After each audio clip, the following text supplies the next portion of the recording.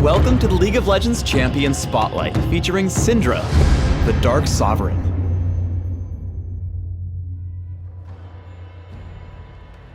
Syndra is a ranged mage who focuses on creating and manipulating dark spheres to damage and disrupt her foes.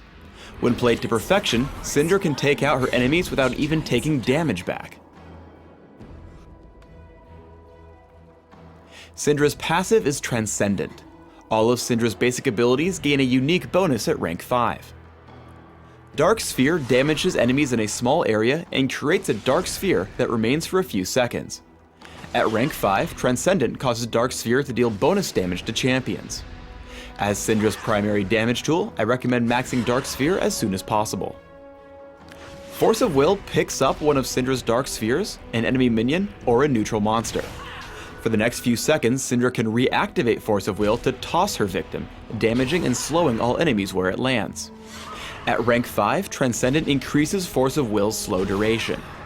For increased damage and slowing, Force of Will is a must-have by early levels and is worth maxing second. Scatter the Weak damages and knocks back all enemies in a cone. Syndra's Dark Spheres are also knocked back, damaging and stunning enemies they hit. At rank 5, Transcendent increases the width of the cone, allowing Scatter the Weak to hit more targets. For its great utility, take a point in Scatter the Weak early. However, I recommend leaving it at 1 point and maxing it last. Unleashed Power is Syndra's ultimate. Unleashed Power collects up all nearby dark spheres and fires them at target enemy champion, dealing damage with each one. While Syndra always has 3 dark spheres orbiting her, using Dark Sphere multiple times before using Unleashed Power will increase the damage output. As with all ultimates, I recommend maxing Unleashed Power as quickly as possible. In early laning, use your Dark Spheres and Force of Will to whittle down your opponents. If you cast them whenever your opponent attacks minions, you'll ensure he can't dodge them. As Xerath tries to last hit at his turret, Syndra is able to constantly drop his health. Soon after, Syndra pushes in with Dark Spheres, Ignite, and basic attacks, dealing just enough damage to drop his health and get away with it if it weren't for Evelynn. Syndra's level 6 burst is exceptionally high. While trading blows with Xerath, Evelynn comes in to gank. Syndra first casts a Dark Sphere before using Unleashed Power, hitting with 4 spheres to pick up the kill. Remember that Dark Sphere enables all of Syndra's other abilities. As Syndra comes in to assist on a fight, Dark Sphere enables Force of Will to slow Evelynn, picking up a quick kill. Turning back, the enemy Blitzcrank is chasing Rengar, so Syndra drops a Dark Sphere over the wall for Scatter the Weak, stunning Blitzcrank and allowing Rengar to escape. If not for Flash, Force of Will would have allowed Syndra a second kill. When fighting one-on-one, get a Dark Sphere out and lead with Force of Will. The slow makes it easy to land Scatter the Weak for a stun, leading to another Dark Sphere. An immediate use of Unleashed Power and Ignite drops Xerath extremely low, allowing Syndra to flash for the kill with Dark Sphere. In teamfights, there are 3 goals: stay safe, create as much disruption as possible, and save Unleashed Power for squishy targets with multiple nearby Dark Spheres. After taking down Rengar with standard abilities, Syndra turns to fight the enemies coming from the left. Force of Will slows down Blitzcrank before Unleashed Power deals immense damage to Evelynn, picking up another kill.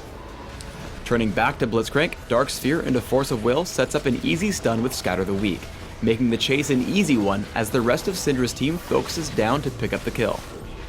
In one final fight, Dark Sphere into Scatter the Weak initiates on Blitzcrank.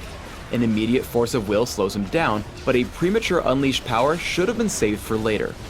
As Blitzcrank chases down, Force of Will and Dark Sphere keep him away and set up for an easy stun with Scatter the Weak. The stun makes Dark Sphere easy to land to grab the kill. Syndra runs over as 2 more kills are cleaned up before her attention is turned to Jace.